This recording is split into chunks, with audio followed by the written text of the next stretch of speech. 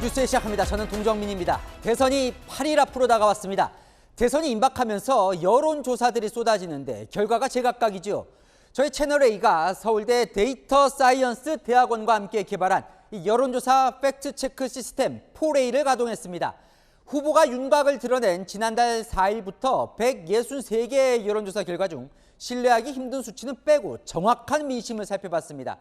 3자 구도 지지율 이재명 후보 46.6%, 김문수 후보 38.8%, 이준석 후보 8.4%로 나왔습니다. 오늘의 첫 소식 정현주 기자입니다. 채널A는 윤석열 전 대통령 파면으로 조기 대선이 확정된 이후 50일간 진행된 163개 여론조사에 대해 여론조사 팩트체크 시스템 4A로 전수 추적해 분석했습니다. 같은 시기에 진행됐지만 조사 기간에 따라 한 후보의 지지율은 10%포인트 넘게 차이가 납니다. 4A는 각 여론조사의 경향성과 편차를 최대한 제거한 뒤 평균값을 측정했습니다. 정확한 민심의 흐름을 볼 수 있습니다. 그 여론조사 결과는 전화를 거는 시간이라든지 질문하는 방식이라든지 표본을 선정하는 방식이라든지 등에 따라서 결과가 달라질 수 있습니다. 그래서 4A는 이런 각 조사 기관별의 고유한 특징 또는 편향을 체계적으로 분석해서 제거를 하고 공식 선거운동에 돌입한 지난 2주 4A 분석 결과 최신 조사인 지난주 토요일 24일 기준 이재명 더불어민주당 후보 46.6%, 김문수 국민의힘 후보 38.8%, 이준석 개혁신당 후보 8.4%로 나타났습니다. 이재명, 김문수 두 후보 간 격차는 한 자릿수로 줄어드는 추세입니다. 지난 18일 50%에 육박했던 이 후보의 지지율은 3.2%포인트 내렸고 2주 전 30%를 갓 넘겼던 김 후보의 지지율은 8.4%포인트 올랐습니다. 10% 근처까지 상승했던 이준석 후보의 지지율은 최근 보합세입니다. 자세한 내용은 4A 홈페이지에서 확인할 수 있습니다. 채널A 뉴스 정현주입니다. 4A 결과를 좀 더 자세히 살펴보겠습니다. 최대 승부처로 불리는 서울과 인천, 경기 여론은 어떨까요? 또 자세히 보니 면접 조사냐 ARS 조사냐에 따라 결과가 달랐는데 어떤 의미가 있는 건지 이준성 기자가 이어갑니다. 지난 2주간의 서울 지역 지지율 흐름을 분석해봤습니다. 이재명 더불어민주당 후보는 45% 안팎의 지지율을 유지하는 추세입니다. 반면 20% 초반대였던 김문수 후보는 30% 중후반대로 상승해 두 후보의 격차는 10%포인트 내로 붙었습니다. 전국 최대 표밭인 경기 인천의 경우 이재명 후보가 과반에 가까운 지지율을 보이고 있습니다. 김 후보의 지지율이 상승하며 추격하는 모양새지만 이재명 후보와 여전히 15.5%포인트 차이가 납니다. 연령별 지지율 추세에서 눈에 띈 건 20대입니다. 이재명 후보가 37.8%를 기록 중인 가운데 이준석 후보의 경우 4.4%포인트 오른 21.9%로 상승세를 타며 김문수 후보와 붙었습니다. 중도층에선 이재명 후보가 53.7%로 여전히 과반을 차지하고 있습니다. 조사 방식에 따른 결과 차이도 주목됩니다. 이재명 후보는 ARS와 면접조사 모두 40% 중후반대로 큰 차이가 없었지만 김문수 후보는 ARS 조사에선 40.2%, 면접조사에선 33.5%로 약 7%포인트 차이가 났습니다. 면접조사의 부담을 느끼는 샤이 보수 가능성이 제기됩니다. 자동응답 조사의 경우에는 이제 보수층들이 더 적극적으로 응답하면서 김문수 후보 지지율이 더 높게 나오는 결집 현상이 나타나는 거죠. 자세한 내용은 4A 홈페이지에서 확인할 수 있습니다. 채널A 뉴스 이준성입니다. 8일 앞으로 다가온 대선, 각 정당은 3자 구도로 채비를 갖추는 모습입니다. 사전투표가 사흘 앞으로 다가왔지만 김문수, 이준석 두 후보 간 단일화가 현실적으로 쉽지 않다는 판단 때문입니다. 남영주 기자입니다. 권성동 국민의힘 원내대표는 이준석 개혁신당 후보와의 단일화에 목매고 있을 수만은 없다고 했습니다. 단일화 필요성은 크지만 그렇다고 해서 이준석 후보의 결단이 필요한 상황에 대해서 우리가 거기에 대해서 목을 매달거나 너무 거기에 초점을 맞추는 것은 저는 적절치 않다. 이 후보의 정치 철학이 김문수 후보와 같지만 단일화 불발 가능성을 고려해야 한다는 겁니다. 이 후보가 단일화에 완강한 만큼 국민의힘은 플랜 B를 검토 중입니다. 3자 구도를 염두에 두고 이준석을 찍으면 이재명이 된다며 사표 방지 캠페인도 검토 중입니다. 김재원 후보 비서실장은 3자 대결 구도로 선거가 치러지면 국민들은 투표장에서 선택으로 사실상 단일화를 이룰 것이라고 말했습니다. 더불어민주당도 공개적으론 단일화가 될 것이라면서도 3자 구도 가능성을 염두에 두는 분위기입니다. 두 분이 단일화를 하든 하지 않든 이재명 후보의 선거 전략은 변함없을 것이다. 김민석 민주당 상임 공동선대위원장은 1+1이 1.5 이하가 될 것이라며 고민만 하고 단일화는 못할 것이라고 주장했습니다. 채널A 뉴스 남영주입니다. 국민의힘은 3자 대결을 준비하면서 하나의 전략을 강화하고 있습니다. 바로 이재명 민주당 후보의 무능을 부각하는 전략인데요. 이 후보 지지율만 끌어내리면 3자 구도로도 승리할 수 있다는 겁니다. 홍지은 기자입니다. 김용태 국민의힘 비대위원장이 경기 시흥시 거북섬의 텅 빈 상가를 둘러봅니다. 이재명 민주당 후보가 경기도지사 시절 거북섬 웨이브파크 유치를 치적으로 내세우자 상가 공실률이 87%인 유령섬이 됐다며 역공에 나선 겁니다. 자랑을 하셨는데 그럴 것이 아니라 지금 당장 오늘이라도 이곳 거북섬을 방문하셔서 시흥 시민분들의 눈물에 대해서 대책을 내놓으셔야 된다. 당이 진상조사 특위를 만들고 감사원 감사까지 청구한다는 방침입니다. 시적이라고 자랑했다면 무능무책이며 알고도 자랑했다면 후한무치입니다. 국민의힘은 이재명 후보의 무능과 도덕성 문제를 집중 부각했습니다. 이재명 후보 입에서 나오는 말 한마디가 능력과는 거리가 멀고 과연 이 인물이 상식적인 경제관을 갖고 있는지. 법카는 기본, 청탁은 옵션, 채용 비리는 일상. 대한민국은 한순간에 70년 전으로 퇴보해버릴 것입니다. 당이 일제히 이재명 무능론에 힘을 싣는 건 이준석 후보와의 단일화 불발 가능성을 염두에 둔 자강론 전략입니다. 당 관계자는 단일화 없이도 이길 수 있음을 보여줘야 이준석 후보가 움직일 것이라며 단일화가 불발될 경우 선거에서 진다는 인식을 유권자에 주지 않는 것도 중요하다고 말했습니다. 특히 거북섬 논란은 경기도 민심을 흔들 만한 이슈라며 투표 직전까지 피해 사례들을 끌어모아 이슈를 극대화한다는 방침입니다. 채널A 뉴스 홍지은입니다.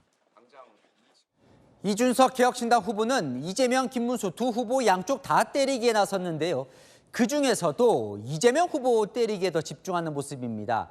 파이가 큰 1위 후보의 중도 지지층을 뺏어오겠다는 겁니다. 이현재 기자입니다.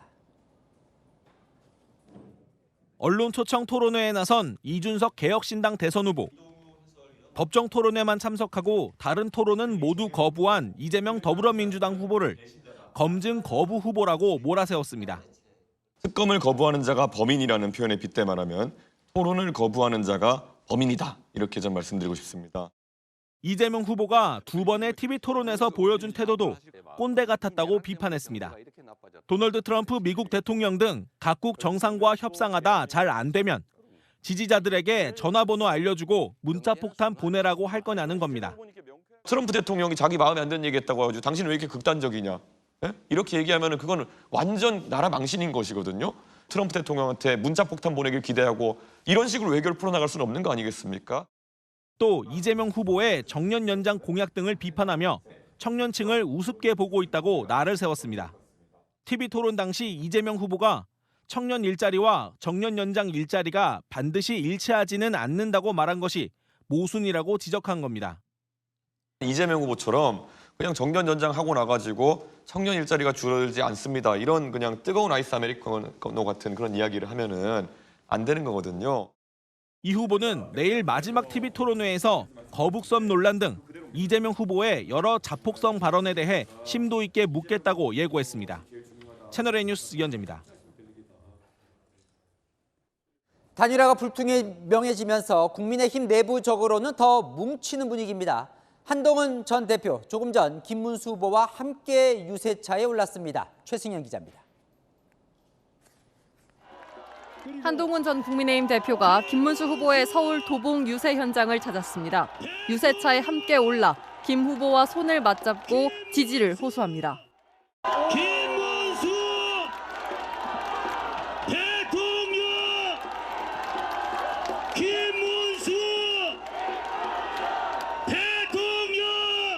더불어민주당이 비법조인 대법관 임명 법안을 철회한 것을 거론하며 이재명 후보 때리기에 나섰습니다. 제가 김어준 대법관법이라고 이름 붙였고 바로 여러분들께서 제대로 비판하고 감시하니까 무서워서 꼬리 말고 도망갔습니다. 우리가 명분 있게 싸우면 이재명 이길 수 있습니다. 중도층 공략의 중요성도 강조했습니다. 여러분, 이런 이재명 절대 안 된다고 생각하시는 많은 분들, 그리고 이번 선거는 중도층이 결국 승패를 좌우할 겁니다. 그분들이 바로 여기 이 김문수 후보를 찍게 만들어야 합니다. 한 전 대표는 한 언론과의 인터뷰에선 김문수 후보의 사전투표 독려 메시지를 부정선거론에 대한 진일보한 입장이라며 높게 평가했습니다.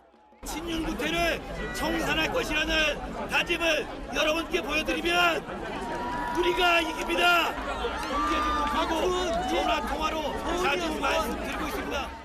한 전 대표는 또 사전투표 첫날인 29일 친한계 의원들과 광주에서 투표에 나섭니다. 채널A 뉴스 최승혜입니다. 이재명 민주당 대선 후보는 출마 이후 처음으로 대학교를 방문했습니다. 2030 세대의 강세를 보이는 이준석 후보를 겨냥한 행보란 해석이 나옵니다. 네, 구자준 기자입니다. 이재명 더불어민주당 대선 후보가 탄 차량이 대학 캠퍼스로 들어옵니다. 이재명 후보가 차에서 내리고 있는데요. 면바지에 니트를 입은 모습입니다. 대학생들과의 간담회를 위해 평소와 다른 복장을 선보인 겁니다. 대학생들의 고민을 들어주며 20대 표심 공략에 나섰습니다. 대학교 근방의 월세들이 꾸준히 오르고 있는 상황 같습니다. 우리 자식들도 학교를 이제 거의 마치거나 대학원을 다니고 있는데 그 실제로 주거비가 꽤 비싸더라고요. 보증을 주고 4, 50만 원. 보통 5, 60, 70만 원. 이게 너무 비싸다 이거. 그 감당할 학비보다 더 비싼 것 같아요. 특히 대학생들을 집중 공략해온 이준석 개혁신당 대선 후보를 겨냥했다는 해석이 나옵니다. 데이터 센터는 재생에너지로 한다고 하셨는데 ESS가 현재까지 기술력으로는 2, 3일 분량일 텐데 어떻게 가능한지 궁금합니다. 이게 이제 이준석 대표가 한 얘기죠. 이거 사실은 매우 기초적 지식에 문제가 있는 생각이었던 겁니다. 이준석 후보와의 차별점을 묻는 질문엔 말을 아꼈습니다. 청년에 대해서 이준석 후보와 비교했을 때 이재명 후보의 감점은 뭘까요? 거의 거기다 비교를 합니까? 네. 이 후보는 오후에는 용인 단국대 죽전 캠퍼스 앞을 찾았습니다. 민주당은 국민의힘과 이준석 후보를 싸잡아 비판했습니다. 시흥시민의 거북성 활성화 노력에 재를 뿌리려는 국민의힘과 이준석 후보는 즉각 시흥시민에게 사과해야 합니다. 김문수, 이준석 후보 단일화를 염두에 둔 힘 빼기 전략으로 풀이됩니다. 채널A 뉴스 구자준입니다. 민주당이 중도층 안심시키기에 나섰습니다. 집권하면 사법부를 장악할 거라는 이슈가 논란이 되자 그 논란이 되는 법안들을 철회했습니다. 박지한 기자입니다. 더불어민주당 선거대책위원회가 비법조인도 대법관으로 임명할 수 있게 한 박범계 의원 법안, 그리고 대법관을 100명으로 늘리는 장경태 의원 법안 철회를 지시했습니다. 사법부 보복 장악 시도라는 공세를 의식한 것으로 보입니다. 이재명 대선 후보도 철회에 사실상 동의했습니다. 제 입장은 지금 그런 거 논의할 때가 아니다. 제가 지시한 건 아닙니다. 괜히 쓸데없는 논란이 되니까 그렇게 선대위에서 결정한 모양입니다. 선대위 핵심 관계자는 마지막 TV토론회를 하루 앞두고 중도층에 비판받을 논란거리를 전면 차단한 셈이라고 말했습니다. 이석연 공동선거대책위원장은 중도층을 향해 민주당이 집권해도 안심해도 된다고 강조했습니다. 사법권을 장악해서 3권을 좌지우지한다? 이게 떠돌고 있습니다. 불안해하실 필요 없다. 안심하시라는 말씀을 제 이름을 걸고 말씀을 드리고 싶습니다. 국민의힘은 대선용 눈속임에 불과하다고 비판했습니다. 나경원 국민의힘 공동선대위원장은 사법부 장악을 위한 노골적인 수순이라며 단순한 해프닝일 리 없다고 공격했습니다. 채널A 뉴스 박지한입니다. 아는 기자, 정치부 이세진 기자 나와 있습니다. 이제 8일 남았는데요. 3자 구도로 갈 걸로 보나 보죠, 이제. 네, 사전투표가 이제 사흘밖에 남지 않았죠. 그 사이 김문수, 이준석 두 후보 단일화 가능성이 없다고 볼 수는 없지만 이 3당 모두 3자 구도에 일단 힘을 싣는 분위기입니다. 전략이 완전히 바뀌기 때문이죠. 그야말로 복잡한 수싸움이 시작됐습니다. 3자 구도라고 하면 여전히 이재명 민주당 후보가 강세잖아요. 네, 저희가 소개해드렸던 채널A 폴A 결과가 현재의 민심이죠. 이재명 후보가 40%대 중후반을 기록하며 선두이고요. 김문수 후보가 30%대 후반으로 추격하는 양상, 그리고 이준석 후보가 10% 정도로 추격하고 있죠. 여기서 수싸움이 시작되는 겁니다. 김문수 후보는 어떻게 쫓아가겠다는 거예요? 김 후보의 전략은요, 본인의 지지율을 올리는 것도 중요하지만 이재명 후보의 지지율을 떨어뜨리는 데도 초점이 맞춰져 있습니다. 김 후보가 바라는 이상적인 3자 구도인데요. 이 후보의 지지율을 떨어뜨려서 본인이 한 표라도 앞서는 구도를 만드는 거죠. 그러기 위해서는 이준석 후보와 함께 이재명 후보를 협공하는 공세를 펴는 겁니다. 국민의힘은 내심 이준석 후보의 전투력도 기대하는 분위기인데요.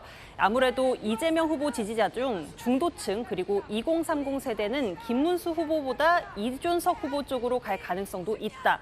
그런데 그것도 나쁘지 않다라고 보는 겁니다. 이재명 후보 지지율만 떨어지면 3자 구도에서 지지층을 최대한 결집시켜서 승리할 수도 있다는 겁니다. 그런데 이준석 후보가 오르면 이재명 후보 표만 가져가진 않을 것 같은데요. 네, 그래서요, 은근히 이준석 후보 견제에도 나서고 있습니다. 이준석을 찍는 건 이재명 대통령을 만드는 거다, 사표를 만드는 거다라는 거죠.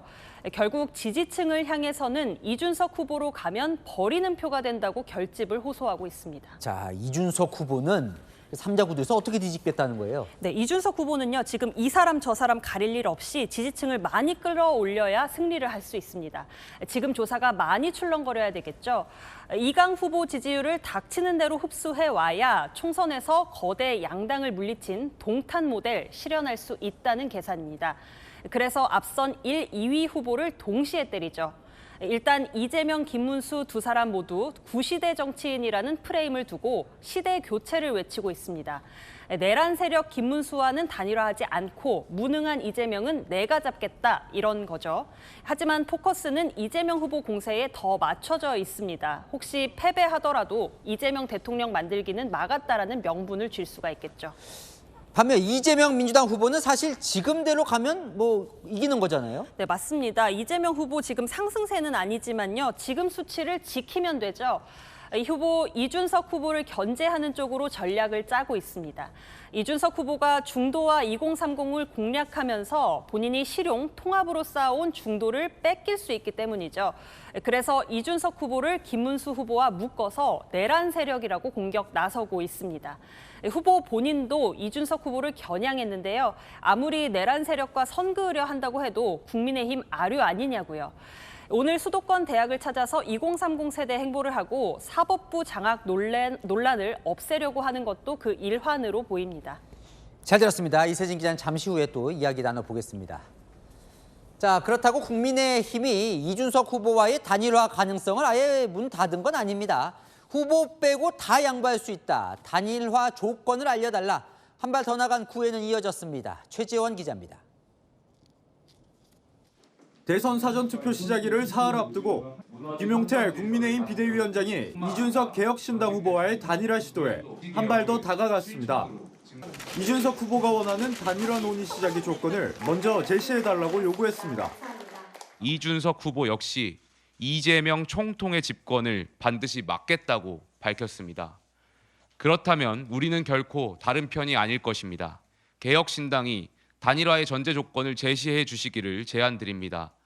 사전투표가 시작되면 사실상 단일화 효과가 크게 떨어지는 상황에서 이 후보에게 결단하라고 공을 넘긴 겁니다. 구체적 단일화 방식까지 공개적으로 밝혔습니다.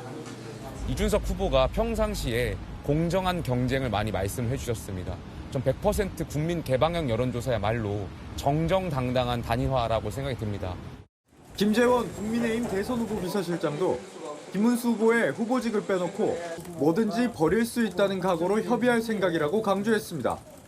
당에서는 거북섬 단일화라는 말까지 나왔습니다. 이준석 후보가 그것을 지적했습니다. 그게 치적으로 할 일이냐? 지적을 했고 저희 또한 지금 반응하고 있습니다. 이것이 저는 거북섬 단일화라고 생각합니다. 최근 이재명 후보의 거북선 발언 논란에 불을 당긴 이준석 후보의 공로를 추켜 세우며 두 사람의 단일화의 명분을 강조한 것으로 보입니다. 채널A 뉴스 최지원입니다. 자, 이렇게 김문수 후보 측이 계속 손을 내밀지만 이준석 개혁신당 후보 가능성은 0%라며 단일화 가능성 딱 잘라 말했습니다. 당원들에게 반드시 완주하겠다는 문자도 보냈습니다. 배준석 기자입니다. 이준석 개혁신당 후보에게 김문수 국민의힘 후보와의 단일화를 위한 사퇴 가능성을 묻자 질문이 끝나기 무섭게 즉각 0%라는 답이 돌아옵니다. 단일화 가능성을 몇 %다 이렇게 말씀하신다면? 0%다 이렇게 말씀드리겠습니다. 김문수 후보가 빨리 사퇴하도록 설득하는 것이 옳을 것이다. 단일화 방법이 있다면 김문수 후보의 사퇴뿐이라는 겁니다. 이 후보는 이재명 후보의 당선을 막는 데 진정성이 있다면 김 후보가 즉각 사퇴하라고 말했습니다. 단일화 조건을 제시해달라는 국민의힘의 구애도 일축했습니다. 본인이 후보 사퇴하지 않겠다라는 그런 마음속에서 계속 이런저런 제안을 하시려고 하시는 거 아닙니까? 저희는 그렇게 할 생각이 없습니다. 당원 11만 명에게도 문자를 보내 이번 대선을 반드시 완주하고 승리로 응답할 것이라고 약속했습니다. 당원 메시지에서 국민의힘이 일방적 단일화 압박도 비판했습니다. 이 후보는 상대방 의사는 무시하고 자기 말을 듣지 않으면 말려 죽인다는 식으로 협박한다면서 굴복하지 않으려 더욱 꼿꼿이 나아갈 것이라고 강조했습니다. 채널A 뉴스 배준석입니다. 네, 정치부 이세진 기자와 아는 기자 이어가는데요. 지금 마지막 변수가 사실상 단일화라고 이제 소개를 해드렸었는데 어떻게 되는 거예요? 좀 아까 3자 구도 얘기를 했는데 김문수 후보 쪽에서는 단일화가 도움이 안 된다고 보는 겁니까? 물론 김문수 후보 쪽 입장에서는 단일화는 득이라고 보고 있습니다. 그래서 상대적으로 더 절실한 면도 있어 보이고요. 비슷한 여론조사 결과가 며칠째 계속 이어지고 있는데 김문수, 이준석 후보 지지율 합치면 이재명 후보와 오차 범위 내 접전에 들어간다는 게 이 대표적인 근거입니다. 근데 사실상 단일화 된다고 저게 다 그대로 1+1이 2가 될 거냐 사실 논란도 있잖아요. 네, 이준석 후보가 하차하면 그 지지율 상당수가 김문수 후보 쪽으로 흡수될 거라는 자신감이 있습니다. 일부가 이재명 후보에게 가더라도요, 자신이 더 큰 지지율을 흡수할 수 있을 거라는 거죠. 더 중요한 건 기세에 미치는 영향입니다. 단일화가 됐을 때 선거를 포기했던 지지층들을 투표장으로 뛰어나오게 할 기폭제 효과가 더 클 수 있다는 거죠. 그러면 김문수 후보 쪽은 그래도 단일화 하는 게 유리하다. 자, 그러면 키는 이제 이준석 후보가 쥐고 있는 건데 그쪽 생각은 어떤 거예요? 네, 김문수 후보 쪽과 생각이 완전히 다릅니다. 이 후보는 합치면 이긴다라는 김 후보 생각에 동의를 안 합니다. 오히려 진다라는 겁니다. 이준석이 중도 하차하면 합리적 중도 보수 성향의 지지층이 이재명에게 더 많이 가지 김문수에게 가겠냐라는 건데요. 정권 교체 여론이 60%라면 이재명 후보 지지율은 45%대 안팎이고 나머지는 이준석에 대한 지지인데 김문수와의 화학적 결합 불가능하다라는 논리입니다. 여론조사는 나중에 추후 또 홈페이지 통해서 공개를 좀 해드리겠습니다. 자, 그러면 득실은 좀 어때요? 이준석 후보 본인의 득실로 따지면 좀 어떤 거예요? 네, 이준석 후보는 득도 없다라고 확실히 선을 긋습니다. 최근 며칠 동안 국민의힘이 던진 제안들 있죠. 40대 총리든 공동정부든 이기지도 못할 텐데 그 제안이 무슨 소용이냐는 거고요. 직간접적으로 들어간 당권 제안도 마찬가지란 겁니다. 한동훈 전 대표가 당권을 노리고 있는 상황이고요. 친윤이 이에 저항하는 상황에서 누가 당권을 보장하느냐 이거죠. 여기에 본인 고유의 이미지도 타격을 입는다고 봅니다. 세대 교체라는 명분도 잃고요. 또 이준석 후보가 그래도 고민하는 지점도 있을 것 같은데요. 네, 단일화했을 때 얻을 게 없다고 하더라도요. 하지 않았을 때 잃을 부분은 당연히 신경이 쓰일 겁니다. 일단은 배신자 프레임이요. 국민의힘에서는 이미 이준석을 찍으면 이재명이 된다면서 분열해서 패배하면 다 이준석 책임이다. 공격을 이어가고 있거든요. 또 하나는 본인 득표율입니다. 본인의 지지율마저 미미한 결과가 나올 경우에 그 책임론은 물론 향후의 정치 미래마저 불확실한 상황이 될 수가 있죠. 자, 그래서요. 결론을 좀 지어주시죠. 단일화는 어떻게 될 것 같습니까? 네, 현재로선 어렵지만 가능성을 완전히 닫을 수는 없습니다. 지난 대선 윤석열, 안철수 단일화도 사전투표율 사전 투표일 하루 전날에 극적으로 성사가 됐거든요. 당시 안 후보의 지지율도 12%, 현재 이준석 후보와 비슷한 수준이었습니다. 당시 안 후보 단일화를 극구 부인하면서 손가락을 자른다는 말까지 나왔는데 결국 단일화했거든요. 결국 정치가 생물이라고 하잖아요.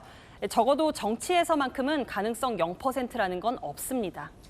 네, 한인 기자, 이세진 기자와 살펴봤습니다. 사전투표 시작을 사흘 앞두고 후보들은 한 목소리로 투표 독려에 나섰습니다.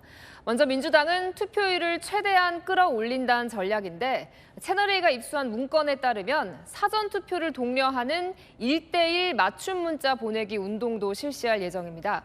이재명 후보도 사전투표 첫날 투표하기로 했는데요. 이상원 기자가 단독 취재했습니다. 더불어민주당이 사전투표율 올리기 총력전에 착수했습니다. 채널A가 입수한 당 내부 문건에 따르면 내일부터 사전투표 독려 1:1 맞춤 문자 보내기 운동을 진행합니다. 당 선대위가 각 지역에 내려보낸 이 문건엔 국민 주권을 되찾는 싸움이다. 행동해야 역사를 바꿀 수 있다. 같이 가자 등의 문자 예시가 적혀 있습니다. 사전투표 체크리스트도 내려보냈습니다. 처음 투표권이 주어지는 고3 유권자, 그리고 다문화 가족과 외국인 유권자의 투표 안내와 독려가 추진되고 있는지 등을 체크하라는 겁니다.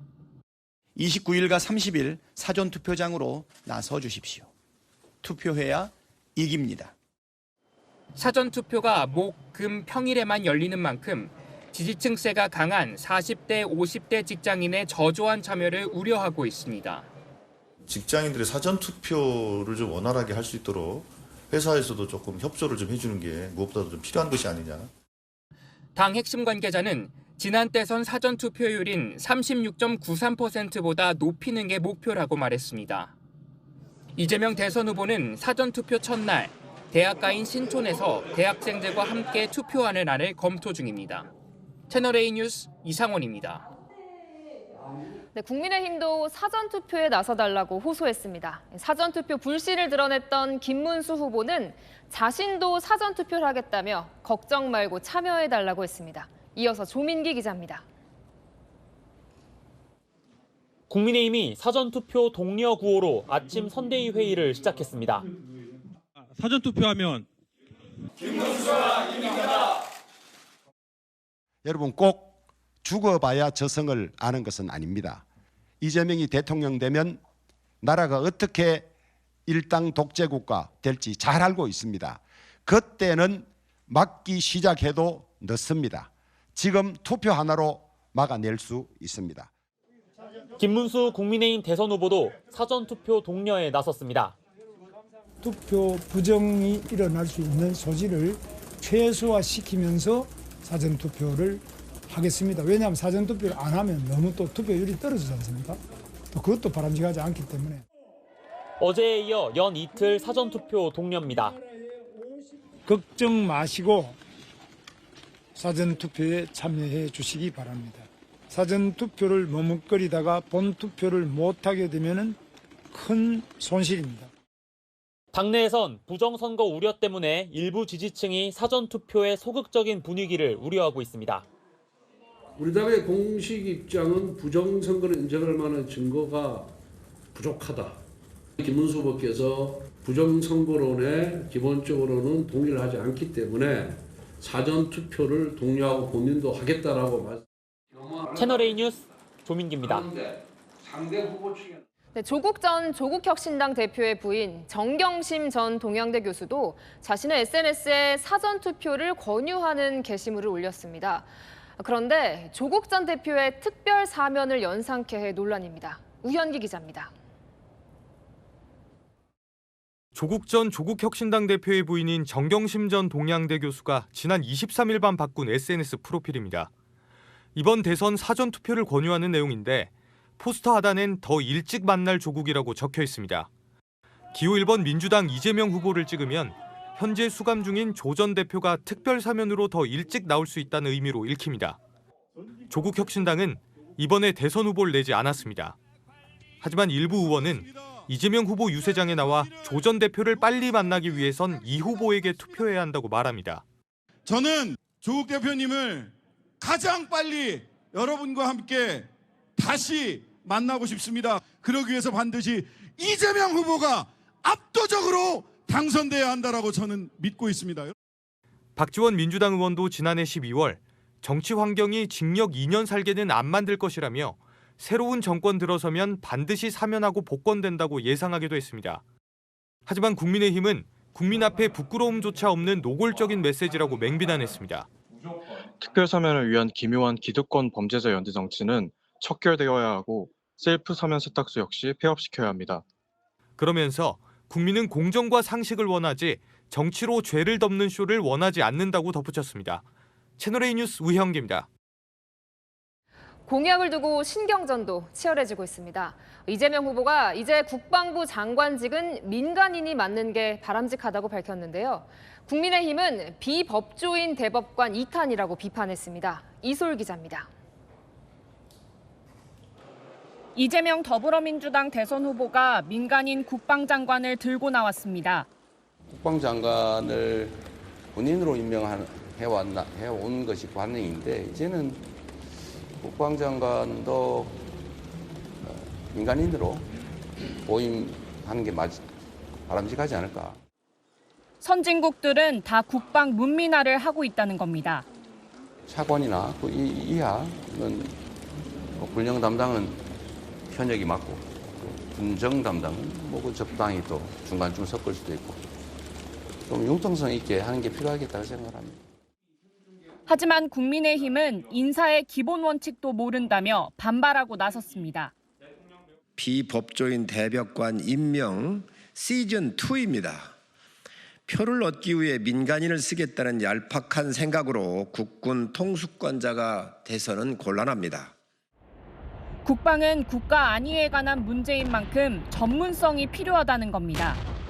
전시 상황과 관련된 부분에 있어서 그 정책적 결정을, 그러니까 혹은 전쟁의 결정을 할 수 있을 만큼의 전문성과 리더십 가진 사람이 몇 명이나 있겠냐. 이 부분이 가장 큰 문제가 될 거고요. 역대 50명의 국방장관 중 민간인은 이승만 장면 정권 때 5명뿐입니다.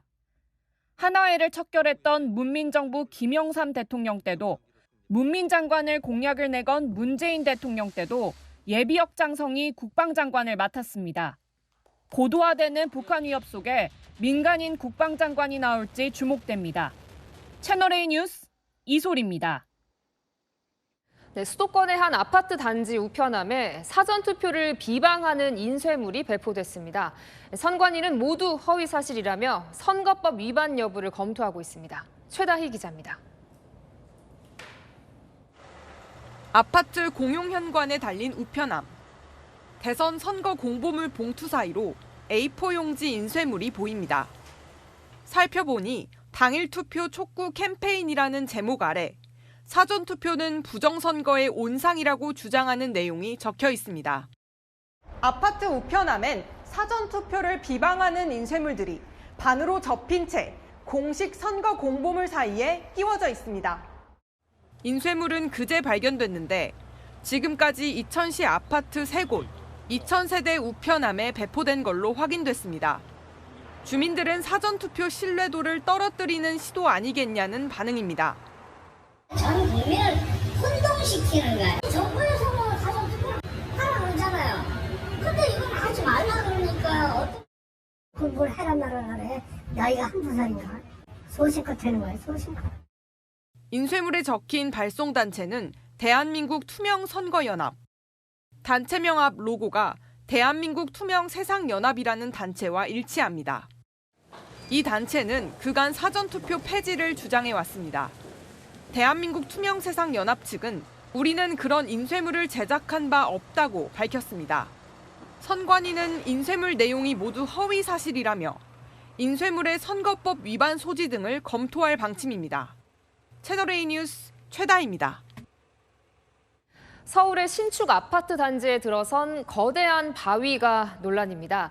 단지 곳곳에 20억 원을 들여 조경석을 설치하는 걸 두고 재개발 조합과 주민들이 갈등을 빚고 있는 건데요. 정경은 기자가 취재했습니다. 대형 중장비가 성인 키를 훌쩍 넘는 커다란 바위를 아파트 입구에 옮겨 설치합니다. 지난 1월 입주를 시작한 재개발 아파트에 바위가 설치된 건 지난 23일. 현재 아파트 앞에는 이렇게 아파트 이름이 적힌 커다란 바위 3개가 설치돼 있습니다. 3천여 세대의 아파트 단지에 바위를 설치한 건 재개발 조합 측. 20억 원을 들여 바위 30여 개를 설치하겠다는 겁니다. 하지만 일부 주민들은 조경수나 잔디를 이미 심은 곳에 바위를 설치하는 건 예산 낭비이고 새로 지은 아파트와도 어울리지 않는 조형물이라고 반발하고 있습니다. 신축이다 보니까 세련된 느낌이 있고 좀 현대적인 좀 아름다움이 있는데 저거는 약간 고인돌 느낌이잖아요. 조합 측이 오는 28일 대의원회의에서 바위 설치 안건을 논의하기로 해놓고 결정도 전에 먼저 설치했다는 점도 비판하고 나섰습니다. 조합 측은 채널A에 의사결정에 참고하도록 샘플로 놓은 것이라며 설치가 부결되면 치울 예정이라고 해명했습니다. 조합 측은 대의원들에게도 문자 메시지를 보내 설치 안건이 부결되면 추가 비용 부담 없이 원상복구하겠다고 밝혔습니다. 채널A 뉴스 정경은입니다. 무허가 작업장에서 김치찌개를 만들어 식당에 납품해온 업체가 식약처에 적발됐습니다. 물때에 곰팡이까지 가득했는데요. 여기서 만들어진 김치찌개 1억 원어치 넘게 팔렸습니다. 이다혜 기자입니다. 씻지 않은 조리도구들이 바닥에 널브러져 있습니다. 벽과 바닥 곳곳은 곰팡이와 얼룩이 가득합니다. 식재료들은 비닐봉지에 담겨 상온에 방치돼 있습니다. 음식 보관 상태도 엉망입니다. 김치찌개 육수가 담긴 종이컵 수백 개가 쌓여 있고 가까이서 보니 기름 덩어리가 껴 있습니다. 대형 통에 보관된 김치 곳곳에도 하얀 점들이 보입니다. 여기에 대해서 영업 허가가 있으십니까? 영업 허가가 있어요? 영업 허가도 없고 영업을 하지도 않으시라고. 영업 등록도 하지 않고 김치찌개를 만들어 식당에 납품해온 경기도의 한 식품 제조시설이 식약처에 적발됐습니다. 지난해 3월부터 10개월간 서울과 경기, 대전 등에 있는 식당 총 7곳에 팔았는데 그 양만 16톤이 넘습니다. 모두 1억 2천만 원어치입니다.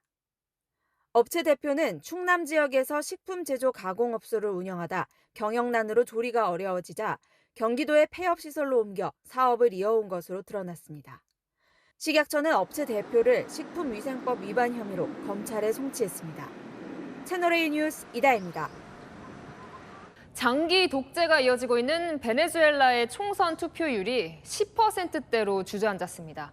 대법원이 대선 부정 의혹을 덮는 판결을 하면서 시민들이 대거 투표를 거부한 걸로 보이는데요. 문예빈 기자입니다.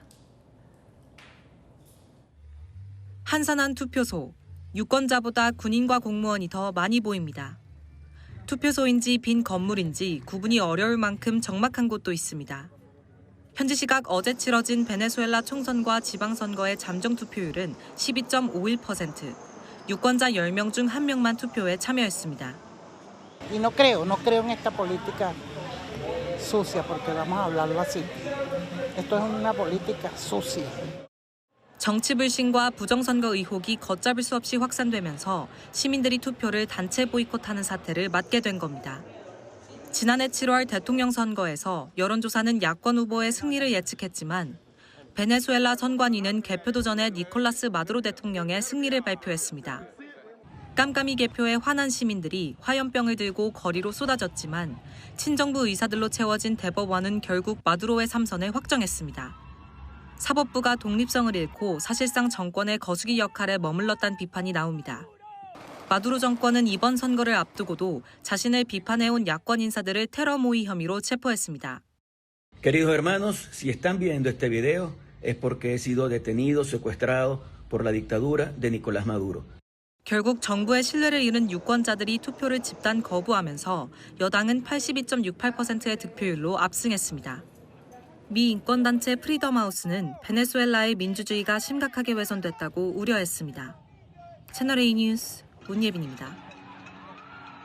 중국에서 세계 최초의 로봇 격투기 경기가 열렸습니다. 쓰러져도 바로 일어나는 균형 감각이 돋보였는데 경기 중간중간 어설픈 모습도 보였습니다. 베이징 이윤상 특파원입니다. 링 위에 오른 건 사람이 아닌 휴머노이드 로봇. 심판이 들어서자 사람처럼 공격 자세를 취합니다. 보라색 로봇이 오른손 훅을 날리자 연두색 로봇이 무릎 공격으로 응수합니다. 그런데 다시 공격하려다가 중심을 잃고 쓰러집니다.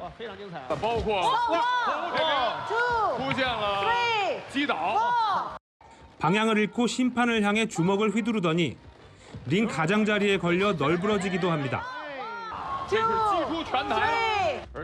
또 다른 경기에서도 로봇들이 엉뚱한 곳에 주먹과 발을 휘두르고 잇따라 넘어지는 등 실수를 연발합니다. 끝내 일어나지 못한 로봇은 KO 패했습니다.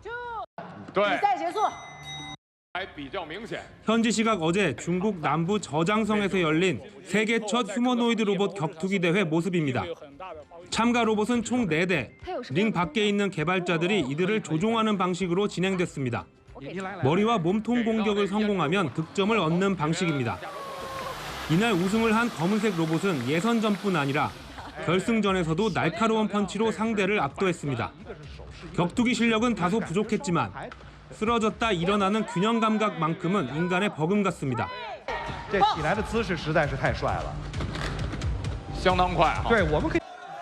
중국은 지난달엔 로봇 하프 마라톤을 여는 등 기술 굴기를 과시하고 있습니다. 현재 중국의 휴머노이드 로봇 기술은 아직 미완성 단계에 있지만 조만간 완전한 상용화에 이를 것이란 관측이 제기되고 있습니다. 베이징에서 채널A 뉴스 이윤상입니다.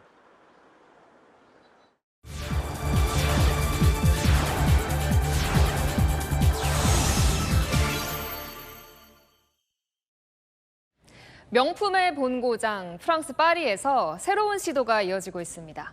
샤넬이 정원을, 루이비통은 카페를 열었는데요. 2030 세대를 사로잡기 위한 명품 브랜드들의 변신을 세계를 가다 파리 조은하 특파원이 취재했습니다. 마치 비밀의 정원처럼 꾸며진 공간에 각양각색의 가방을 든 젊은 패셔니스타들이 한자리에 모였습니다. 남태평양의 보석으로 불리는 뉴칼레도니아 마레섬 식물들이 정원을 가득 메웠습니다. 안으로 들어가니 향수의 주된 원료로 불리는 샌들우드, 백단향 목재가 시선을 끕니다. 이곳의 이름은 샤넬 정원. 프랑스 대표 명품 브랜드 샤넬이 지난주 파리 볼로 뉴스반에 조성한 겁니다. Le message, c'est finalement de découvrir derrière ces belles créations de parfums, c'est 샤넬 정원에선 대표적인 향수의 원료가 되는 나무를 직접 만져볼 수 있고 향을 직접 맡아볼 수 있습니다. 정원을 감상하며 자연스럽게 제품에 대한 친밀감을 느낄 수 있도록 구성했습니다. C'est ça, c'est en exclusivité. On peut pas le sentir ailleurs, juste ici. 고가의 패션 아이템을 중심으로 해온 명품 브랜드들이 최근 저변 확대를 위해 새로운 영역에 도전하고 있습니다. 센강가에 문을 연 이 카페는 루이비통이 운영하는 곳입니다. 브랜드 로고가 새겨진 케이크와 루이비통 가방 모양의 초콜릿은 특히 젊은 여성층 사이에서 인기를 끌고 있습니다. 지난해 문을 연 명품 브랜드 생로랑이 만든 서점에선 예술 석적과 문반은 물론이고 생로랑 로고가 박힌 볼펜이나 에코백 등도 판매하고 있습니다. 색다른 경험을 통해 미래 고객인 20, 30대 젊은 층을 공략하고 있는 겁니다. Très ludique, on sent, on a un parcours, donc je pense que c'est pour ça attire des jeunes, c'est chouette. Et de découvrir Chanel aussi dans des petits événements comme ça et d'une autre manière, c'est intéressant. Puis il fait beau, donc je pense. K-pop 아이돌 그룹 블랙핑크의 제니가 샤넬, 이사가 루이비통의 홍보 대사로 선정된 것도 2030 세대까지 눈높이를 맞춘 명품 브랜드들의 움직임으로 해석됩니다. 젊은 세대를 사로잡기 위해 고급스러움만을 강조하던 명품 브랜드들도 이제는 새로운 모습으로 변화를 꾀하고 있습니다. 파리에서 채널A 뉴스 조은하입니다. 대한민국이 낳은 세계적인 소프라노 조수미 씨가 프랑스 최고 문화예술 공로 훈장인 꼬멍데르를 받았습니다. 조금 전 수훈식이 열렸는데요. 장하연 기자입니다. 화려한 드레스를 입고 등장한 세계적인 소프라노 성악가 조수미. 프랑스 문화예술 공로 훈장인 꼬멍데르를 받고 감격한 듯 기쁜 표정으로 인사했습니다. 약 70년의 역사를 가진 프랑스 문화예술 공로 훈장은 예술과 문학 분야에서 뛰어난 공로가 인정되는 예술인에게 주는 상입니다. 그가 받은 것은 최고 등급 코망되르로, 한국인이 이 상을 받은 것은 14년 전 지휘자 정명훈 이후 두 번째입니다. 어느 종교를 갖던 어떤 언어를 쓰던 그건 중요한 게 아니더라고요. 그 재능으로 이 세상을 아름답게 할 수 있는 사람이라면 프랑스는 분명히 기회를 주는 나라구나. 1983년 만 20살에 이탈리아 산타 체칠리아 국립음악원으로 유학을 떠난 조수미는 1986년 이탈리아에서 오페라 리골레토에서 조연을 맡으며 유럽 무대에 처음 섰습니다. 이후 파리 샤틀레 극장, 샹젤리제 극장 등 프랑스 대형 무대에도 수차례 오르며 거장과 대중들의 사랑을 받았습니다.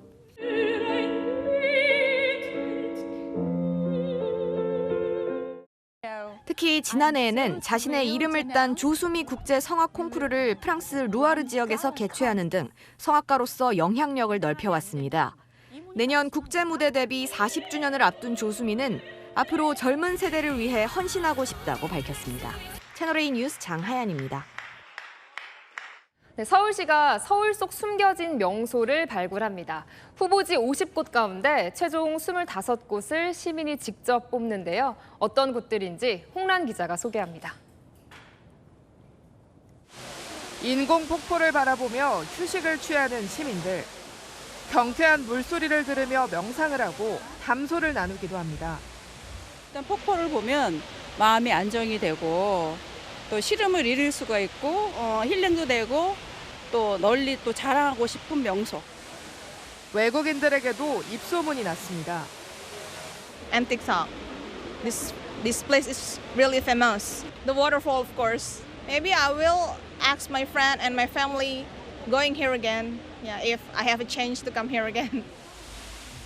기찻길 옆을 걷는 사람들. 과거 경기 부천까지 연결됐던 낡은 기찻길은 산책길로 꾸며져 사진 명소가 됐습니다. 좀 이색적이잖아요. 이 철길도 보기가 드물고 조용하고 걷기 좋고. 서울시가 숨은 관광명소 25곳을 선정합니다. 25개 자치구마다 한 곳씩 뽑는데 1차 전문가 심사로 50곳의 후보지가 결정됐습니다. 서대문구 카페폭포와 구로구 항동철길 외에도 중랑구 장미공원, 은평구 한옥마을 등이 포함됐습니다. 서울시는 모레부터 온라인 시민투표를 거쳐 최종 명소를 선정한 뒤 다음 달 공개할 계획입니다. 명소와 연계한 체험 프로그램도 함께 기획해 관광 명소로 육성할 예정입니다. 채널A 뉴스 홍란입니다. 네, 가정에서 쓰는 무선 청소기에 초슬림 경쟁이 붙었습니다. 성능은 유지하면서 누가 더 가볍게 만드는지가 관건인데요. 배정현 기자가 비교해봤습니다. 손잡이 지름 38mm, 무게 1.8kg. 세계에서 가장 얇은 무선 청소기입니다. 큼직한 원통이 달린 기존 청소기와 달리 일자 원통 안에 필터 등 모든 부품들을 최대한 작게 설계해 담았습니다. 청소기 안에 들어가는 모터인데요. 지름이 28mm 정도로 500원짜리 동전 크기와 비슷합니다. 초슬림 청소기가 가능한 핵심 기술입니다. It is over 34% more power dense than its predecessor and spins at 140,000 times per minute. 작지만 빠르게 모터를 돌려 흡입력이 약해지지 않게 한 겁니다. 삼성전자와 LG전자도 2kg 안팎의 가벼운 무게에 AI 기능까지 앞세우며 초슬림 경쟁에 뛰어들었습니다. 최대한 가전제품 그런 청소기 같은 경우에는 저도 최대한 좀 얇고 가볍고 비교적 그런 제품을 많이 찾고 있어가지고. 상대적으로 소음이 작다는 것도 큰 장점입니다. 하지만 가볍다 보니 흡입력을 끌어올리는 것은 업체들의 연구 과제입니다. 이번 다이슨 무선 청소기는 최대 흡입력이 55W입니다. 삼성과 LG 제품보다 5분의 1 수준입니다. 다이슨 관계자는 채널A에 청소에 충분한 수준으로 생각한다며 흡입력은 다양한 요소 중 하나일 뿐이라고 밝혔습니다. 갈수록 가벼워지는 무선 청소기, 고성능 유지 기술이 차별화 포인트로 떠오르고 있습니다. 채널A 뉴스 배정현입니다. 성혜란 기자와 여랑야랑 시작합니다. 첫 번째 주제 보겠습니다. 자, 이준석 후보, 노무현 전 대통령 관련 언급이 논란이던데 인증샷도 소환이 됐어요? 네, 이준석 후보 이번 유세 기간 동안 유독 고 노무현 전 대통령과의 인연을 강조하고 있죠. 묘역도 참배하면서 과거 인연을 끄집어냈는데요. 논란이 됐습니다. 제가 2023년에 미국 유학을 가게 될 때 노무현 대통령께서한테 직접 장학 증서를 주시면서 저에게 하셨던 말씀이 기억납니다. 나라를 위해서 큰 일을 하고 이바지해야 된다는. 이후 진보 진영에서 과장했다면서 노무현 정신을 입에 담을 자격이 없다고 비판하자 장학 증서 받는 인증샷까지 올렸습니다. 근데 왜 진보 진영은 자격이 없다고 하는 거예요? 이 장학금에 대한 이준석 후보의 태도가 달라졌다고 지적하고 있는데요. 과거 이 발언을 소환했습니다. 노무현 장학금 1회 장학생 맞아요? 노무현 장학금이 아니라요. 노무현 대통령 때 대통령 과학 장학금을 받은 거예요. 쉽게 말하면 국비 장학생이에요.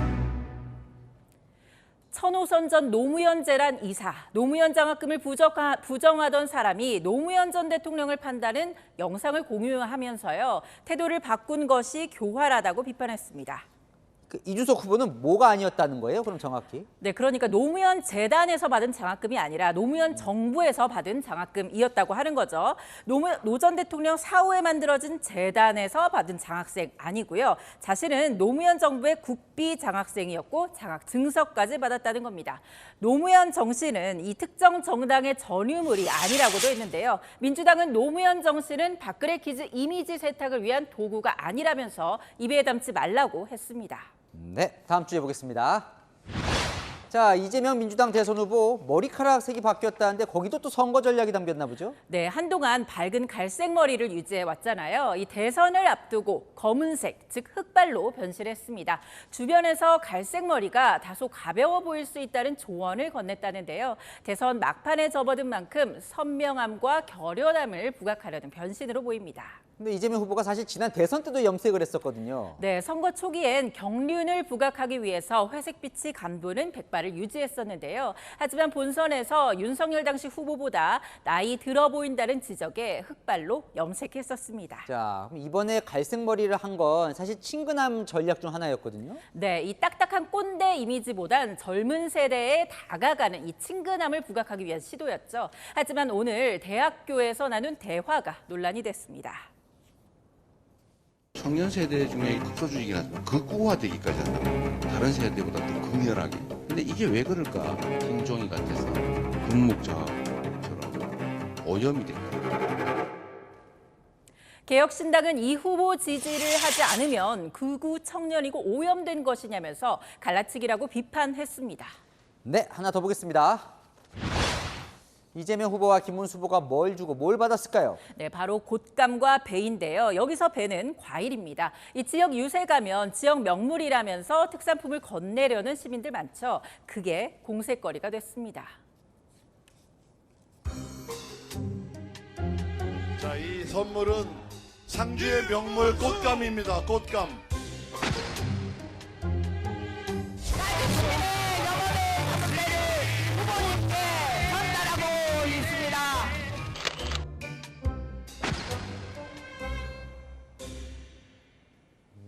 좋은 뜻으로 줬을 텐데 특산품을 주고받으면 안 되나 보군요. 눈에는 눈, 곶감엔 배군요. 네, 맞습니다. 이 민주당이 곶감과 특산물을 받았다고 이 김 후보를 고발하자 국민의힘은 배 바구니와 꽃다발을 받았다면서 맞받은 거죠. 그러니까 선거법상 불법 기부라서 안 되나 보군요. 맞습니다. 이 공직선거법상 불법 기부 행위에 해당될 수도 있고요. 정치자금법 위반에도 해당될 수 있다.